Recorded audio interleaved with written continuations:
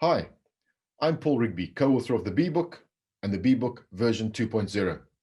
I'm often asked by customers, how do we exceed our expectations? How do we overachieve our targets? How do we bring home the honey? Well, the answer is pretty simple, really, is become an upstream leader. What do I mean by this? Put the fires out before they occur. Think ahead, think upstream. Stop firefighting and start upstreaming. Now, we've had this issue of COVID-19 for quite a while. Most countries have had it since March 2020. What we've got to do is stop using COVID as an excuse. We've got to learn to work within the boundaries. We've got to be resilient. We've got to be entrepreneurial in our thinking. We've got to act. Action changes things. Now, a lot of people have put a lot of work in the last couple of months. And I'd say, as a leader, what you need to do is be a little bit more empathetic. Everybody's got different issues with COVID, from loneliness to whatever the reason is. And we all handle these things differently. So please be empathetic. That's how you engage people. That's how you get people to go above and beyond. And never forget this. Employees don't leave bad jobs. They leave bad bosses. So the thing that you've got to do is give people space.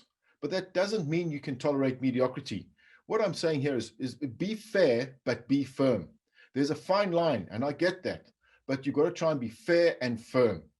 And that's what makes a great leader. And hold on to your employees. We call it employees with shining eyes. Hold on to them, because these are the outliers that are the performers. So make sure you don't lose those people, because if you lose those, then what are you left with? I don't believe in the work-life balance statement. I like to say everyone has a work-life equation. You know, we are all unique. We all have different issues. We come from different cultures. We're different sexes. We have different religions. So we're different ages. So what I say is we're in the business of people. We are in the people business. And if you do not understand people, you do not understand business. So treat your employees as individuals and treat them with respect. If you do that, they will do amazing things. And I always like to say, become a learning maniac. When people are learning, both on the job and informal learning, then they are more engaged. So I think it was last week I read a quote. 4 years, it was in Harvard Business Review, and it said, in 4 years, you'll have to relearn 30% of your job. That's quite a powerful statement. So I'll just leave you the thought: learn, unlearn, relearn. And what you got to do is you got to get as many people to the front of the boat as possible. You know, look at who are your paddlers, who are your passengers, and who's trying to sink your boat. You've got to engage them. Try and get as many people to the front of the boat as possible through whatever method. And we discussed that in Be Engaged workshop. I always like to say, be tough on the issue, be tender on the heart. And for those who refuse to change, the message is clear. And I'm talking about the people where you've put in as much effort as you can, but they just refuse to move. In the book, the character is called Leg Bottom. He's got 20 years experience, 1 year, 20 times. And he just refuses to have an open mind and look at new ideas. So these people, we've got to give them what I call a managed exit. You get rid of them in the correct way, of course. You do it legally and legitimately, and you do it with a bit of empathy as well. What you got to do is you got to make the big decisions. That's why you get paid the big bucks. And if you don't, then what? You know, having different rules for different people is a major disengagement activity. You saw the previous slide where 20% of the people are at the front of the boat. These are the 20% of the people giving you 80% of the output. We want to try and get 40% of the people giving us 160% of the output. So we need to think seriously about how we treat everybody and whether we tolerate bad behavior, mediocrity, etc. Think about that. If you don't tolerate bad behavior and mediocrity, you have a higher chance of achieving your results. I often say to people, when is a good time to change? You know, try these. No thanks. We're busy. We don't see the trees for the forest, as they say in English. Yeah? Change is hard. Implementing the strategies in the next financial year, it's going to be tough. How do you do this? Well, you've got to win over the hearts and the minds of employees. Ensure people see it and feel it. If they cannot see it and they cannot feel it, you will probably not achieve the changes that you want. You won't reach your expectations. So when is a good time to change? Now. It's always a good time to change. But sometimes we don't see why. You've got to allow people to see that the future is better than the present. And the way you do this is to stop firefighting and start upstreaming as a leader.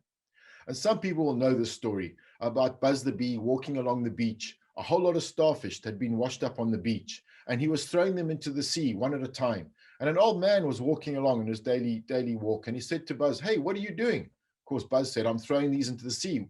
He says, "But it won't make a difference." And as Buzz threw the next one into the sea, he said, "It'll make a difference to this one." And he picked up another one, and he said, "It'll make a difference to this one."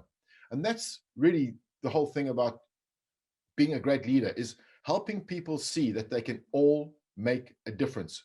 I like to say we are all leaders of change. We do it in what I call the inch pebbles versus the milestones, one small step at a time. We can't change the whole world today. We can't change the whole business today. But if we start doing it in small inch pebbles, by the end of the year, imagine what we could achieve.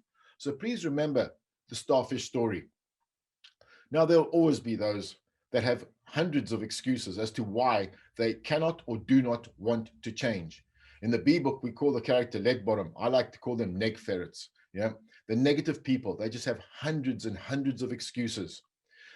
What you got to do to achieve your objective next year is you've got to get as many people on board as possible. I like to say change is a team sport. So too is leadership. You cannot do it alone.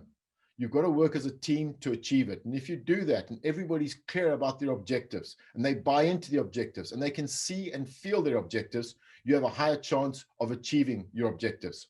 But it won't be easy. It's like pushing water uphill with a fork.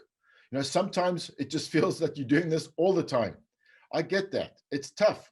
You know, if change was easy, everybody would be changing, right? And anytime you try something new, it's going to take extra energy. So look to your colleagues for support. Collaborate, collaborate, collaborate. Remember this, information is not transformation, and you cannot deliver the objectives on your own. You need to disseminate the information, because information is power, but holding the information is not power. Disseminating the information is power. This is what great leaders do. And you need to keep the urgency up. You need to make sure that urgency is the foundation of everything you're doing, because without urgency, you're going to struggle. And you need to overcome what I call paradigm paralysis, like lead bottom. You can't see beyond the forest. Yeah. So you need to help push this water uphill, and you cannot do it alone. You need to work across cultures, across departments, across sites, across offices, across countries. That is how you will achieve your objectives. And of course, everybody talks about the silos. We need to break down the silos. Silos are not good for business. They are obstacles that are in the way of progress. Break them down as soon as possible. Do not tolerate mediocrity. Do not tolerate bad behavior. What the silos do is they stop the information flow and they disengage employees and they reduce productivity. What you also need to do is have a great story. All leaders have a great story. In this case, the elephant story, you got the 5 bees and they're blindfolded. Now, each bee will go back to the hive with a different story about the same thing, but no one will give a story about the elephant. One will tell a story about the tusk, for example, one about the ear, one about the tail, etc., one about the trunk, one about the foot. What you need to do is break down the silos so that each team, they can tell a story about the elephant and they are all coming from the same place. Keep it simple, make it crystal clear, and make sure everybody's collaborating so they all have a similar, if not the same, story. Now, you need to understand where you're heading. As I said earlier, if you can't see the future is better than the present, why will you change? Why will you put in the effort? So you've got to encourage more and more collaboration. Tell stories about your strategy. Embrace what we call the elephant, the rider, and the path. The elephant represents emotion, the rider, the rational, and the direction is obviously where we're going. And the path are the obstacles in the way of progress. As a leader, you've got to be more empathetic. We've discussed that. So you need to talk from the heart. You need to buy people's heart, probably more than the head. But as a good leader, you get agreement from the heart and the head. And then you need to show them the direction show them where we're going, and your job really is what I call the CHRO, the Chief Hurdle Removal Officer. You've got to remove the obstacles that are in the way of progress. And you've got to be honest with people. Do not sugarcoat bad news when communicating to employees. Bring reality into the conversation, into your stories as soon as possible. And I like to say, tell the terrible truth more often, but do so respectfully. And you've got to see the big picture, and everybody should try and see the big picture. This is not just the senior leadership team, everybody, because if everybody can see the big picture, they will know how their job fits into that big picture, which part of the puzzle it forms. So please make sure you're crystal clear in that.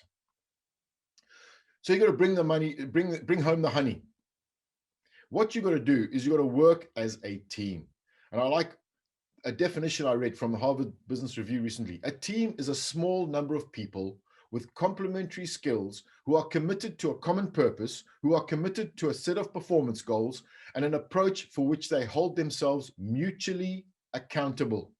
Mutually accountable. I repeat that. Everybody's got to be accountable with 100% responsibility. So to create an environment where we improve what we call improving the social script, the culture, where people want to win, they want to contribute, they don't leave their hearts and minds at the door. We need to stop firefighting and become upstream leaders. Try and solve the problems before they occur, so to speak. And remember this, we are all leaders of change, okay? And this is one of my favorite quotes. Coming second means you're the first loser. And this is why it is important. This is why it's important to implement what we call agility. And it's used quite liberally in the business world. But that's why it's important to have speed and agility. Otherwise, you come second. And if not, what happens? You might get eaten by your opposition. You know, we need to be more agile. Agility is to quickly reconfigure strategy, structure, processes, people, and technology towards adding value. And if anybody says that we're moving fast enough in business, I'd like to know who they are. Because as far as I'm concerned, and you may agree or disagree with me, but no one is moving fast enough. Look at how rapidly things are moving, especially like in the year 2020. Look at how people have changed their business and modified. So how do we get our results? Well, we've got to move at the speed of business. We've got to stop tolerating mediocrity everywhere. We've got to realize that today's best may not meet tomorrow's challenges. We need to keep up the urgency. We've got to act like an upstream leader. We've got to communicate, collaborate. We've got to disentangle the organization, so to speak. We've got to break down the silos. And we've got to encourage our teams to have more people with shining eyes, people who want to be here, who want to make a difference. And if we could do some of those things, I think we'll have a high chance of obtaining our results. But please don't forget to have a bit of fun along the way. Fun is good. Now, the last thing I'd like to approach, almost closing here, is to deal with uncertainty. In this uncertain world, you must become comfortable with uncertainty. That is why leaders are employed. We are employed as leaders to deal with uncertainty, but we must not lose focus. Uncertainty is why we're here. So please make sure you have a plan B. And remember, you'll also need a plan C and a plan D, because often things don't go according to plan B.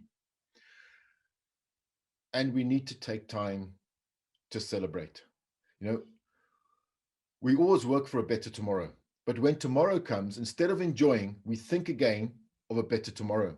Take some time to appreciate today, to celebrate the short-term wins. Plan to win and plan to celebrate the wins.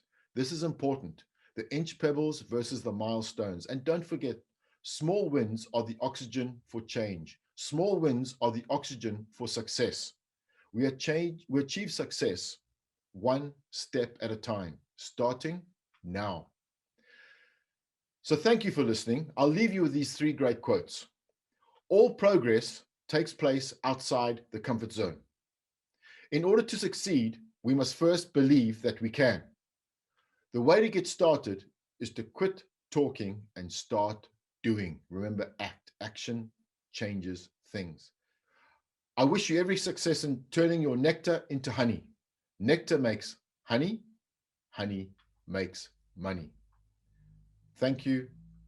I wish you success in achieving your targets. I wish you even more success in overachieving your targets. And I look forward to seeing you soon. Thank you very much.